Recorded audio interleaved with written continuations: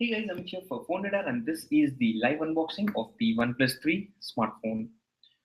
Let me first check if you're able to view the feed currently or not. You can just let me know in the comment section below. And let's get started on this. So here is this OnePlus 3. If you talk about the MRP, it has an MRP of 27,999. This is the graphite color package which we have it with us.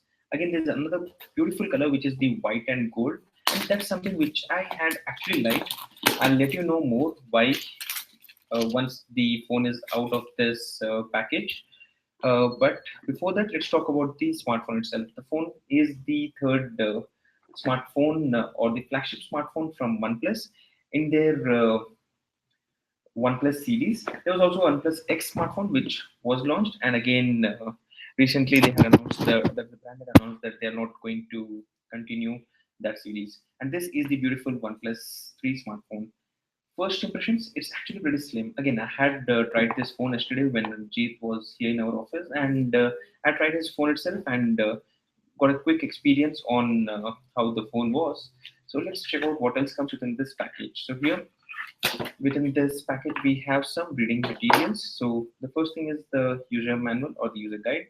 There's some more information booklet on this smartphone. Let me put this aside. And then there's this never settle sticker. I mean, that's something which we had seen on the Apple devices, if you recall.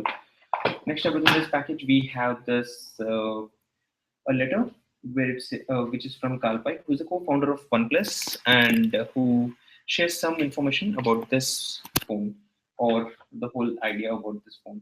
And here is the dash charging. Now this is something very interesting. We'll be doing a separate video on how much time it takes to charge this phone using this dash charging adapter, because there's a new technology. If you want to know more, you can check out the link in the description, which I'll be adding later once this video is done, where we have detailed information on what is this technology and what are the benefits of the same. Here is the USB Type C cable. Looks pretty unique. I mean, technically, I have been seeing that OnePlus 3 has been having some interesting packaging and materials which they use. So that's about the packaging and what all you get within this smartphone. Now let's talk about the features of this phone and take a quick boot of the same. There's some information here which says that please use same in the SIM card tray and then insert the tray pack, which is obvious, and there's nothing new here. Uh, Here is the on the right you have the on off switch and the option to insert your SIM cards. On the left you have the volume rockers and the alert slider. Now this is something which is a feature which has been highlighted by the iPhone, where you can see that you can quickly disable the notifications or the voice sound or audio notifications quickly with a button. And that's actually useful because sometimes my S7 does gives me some problems while I want to reduce the volume, but still in a meeting the volume comes up and it does distract a lot. Overall, here is the physical home button which also acts as a fingerprint scanner. Let me quickly set up this phone first and take you to the next options. There's nothing to hide here. Our password is new password. So you are anywhere close to our office, you can just come down and use our Wi-Fi. Let's wait for this to complete. And meanwhile, I'll be also looking into your questions. So while the phone setup is happening, let's skip the Google account settings. Let's skip all the other options. Let's go next. And here we go. Let's skip these options. Let me set up the fingerprint because that help us in understanding how good it is. And let's set up the backup password as pin. And here we go. Let's set up the fingerprint scanner.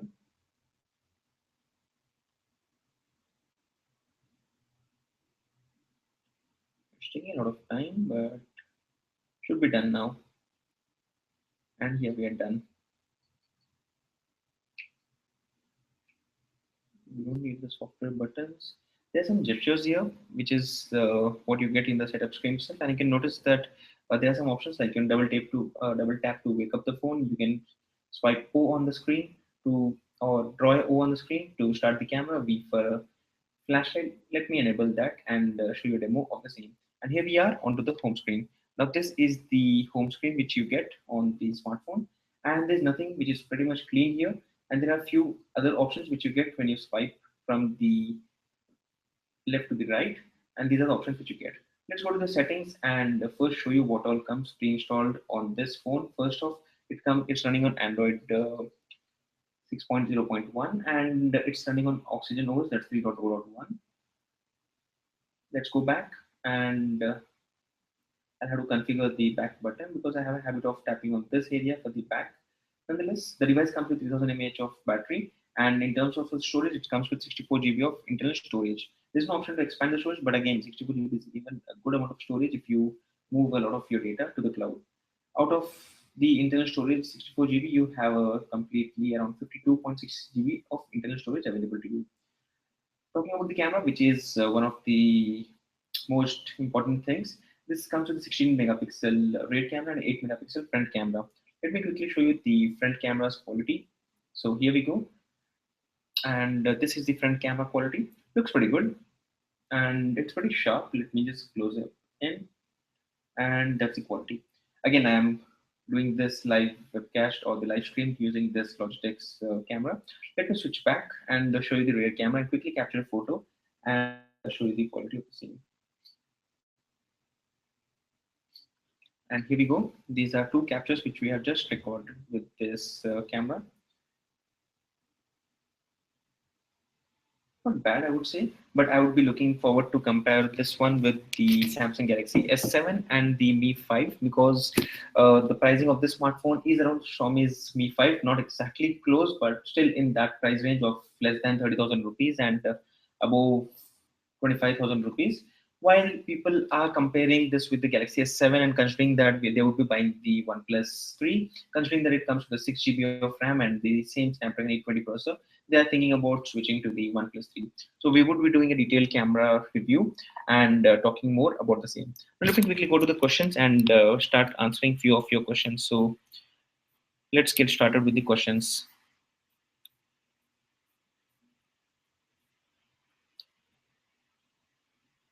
Need detailed review.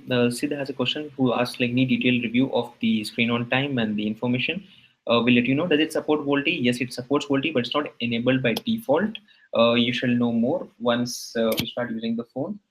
I should not be doing that. Let me just quickly use the fingerprint option and try to unlock the phone. Yes, that works perfectly. And there's one good thing which I like about the OnePlus, which I liked on the last year. On the S7, I have to not just swipe, but also press on the button to unlock the phone. It doesn't work this normal way, but in case of the OnePlus, it does work that way. So that's a very interesting feature which I like on the OnePlus 3. Let's pick up the other question. Any idea about the 4 GB RAM model of the OnePlus 3? A question by Omkar. No, it's not going to come soon, or even I don't think it's ever going to be launched. Any network issues? No, I have not yet tested this phone in terms of the network. Mi 5 Pro or the OnePlus 3? Sadly, I've never tested the Mi 5 Pro. Mi 5 was a good phone. Mi 5 Pro, I had checked it at the launch event, but I never got a chance to use it, so I cannot talk about that. Lower battery, again, according to the brand, it's actually optimized, so we should know once we start using it for a few days, and you can know. So you should not be jumping into buying these phones based on few reviews. You should actually look forward to more reviews and understand the long-term use cases. Should I change the screen protector? By default, the phone does come with a screen protector, which should be good enough. You don't really need to change it. Again, it comes with a Gorilla Glass 4, so you don't really need a screen protector. But if you're one who keeps dropping your phones, then you should be buying a tempered glass itself. No hybrid SIM. Is the SIM hybrid? No, it does. It's not a hybrid SIM. You can only use two nano SIM cards onto this option or the SIM card slot. Let me just open up the SIM card slot and show it to you, which will clear your confusion. So here we go. These are the two nano SIM card options which we get. Let's put that aside. OnePlus 2 got Marshmallow update a week. Do you think they'll speed up the software update? Well, talking about software update, there's already a software update here, and that's interesting. So there's already a software update which is talking about the camera, HDR performance tuning, Bluetooth and NFC connectivity improvements. So that's good. Let me start downloading this while the whole thing is happening. Let's answer other questions. How was the audio output? Not yet tested. With the OnePlus 2, they didn't release so many stable ROMs, but yes, with OnePlus 3, they have released almost a lot of things, and you can even root the phone, and you still would get the warranty for the same. OnePlus 3 can't even utilize 6 GB of RAM properly. Now, that's from the early impressions. You need to wait, and then you shall know. OnePlus 3 battery is really bad, only 3 hours of screen on time. Now, money can done.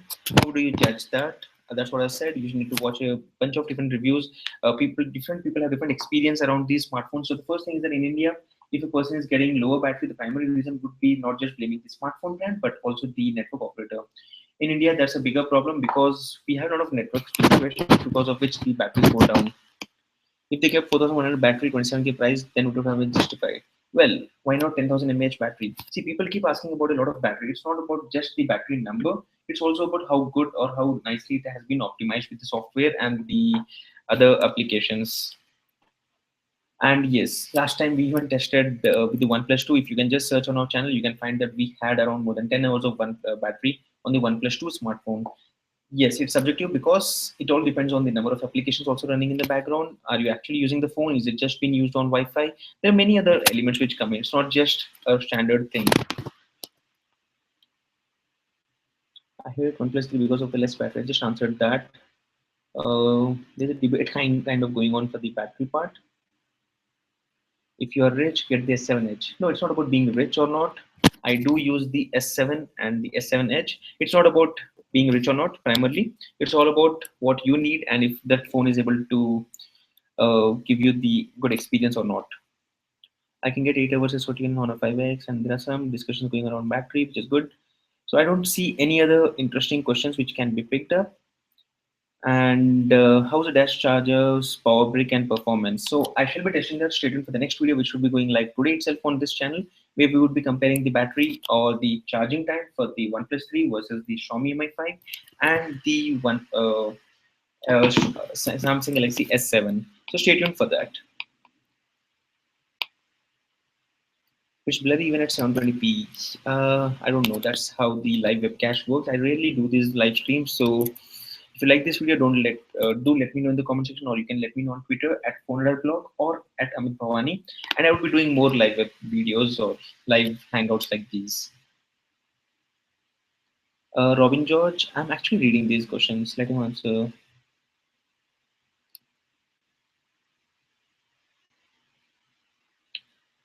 There's a small mess with this YouTube comment section. That's the reason you can't answer all the questions because it does not show all the questions directly here itself. How is the build quality?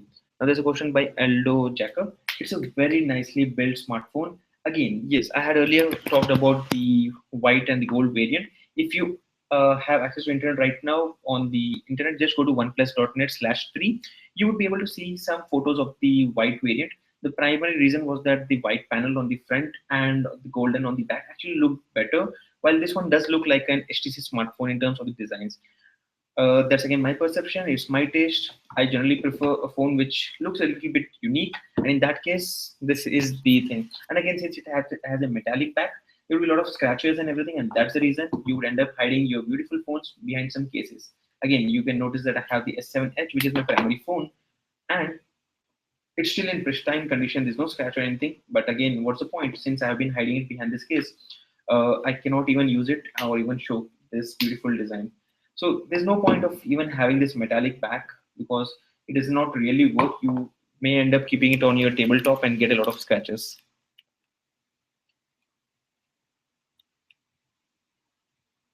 Uh, Omkar Aravan has a question. Does the 12 months production cover one-time screen replacement like the Redmi Note 3? That's still not cleared by the brand. Earlier, they were offering a service through the BX Protect service package, but now it's 12 months of protection, which they have mentioned around damages, but it's not clearly mentioned. But I'll get it cleared with the brand and I'll be tweeting about the same. So that's it, guys. I think we are pretty much done. We have cleared almost all of the questions which were asked on the uh, comment section here. We are framing a detailed article on what are the detailed tips and tricks, the hidden features, and everything you wanted to know about this smartphone in the next coming article, which you will be reading on PhoneRadar.com. So stay tuned for the same. If you like this video, don't forget to hit the thumbs up button and let me know if you like this live hangout and if I should be doing these regularly or not. Don't forget to subscribe to YouTube on that's the PhoneRadar YouTube channel, and I will be seeing you in the next video. Thank you.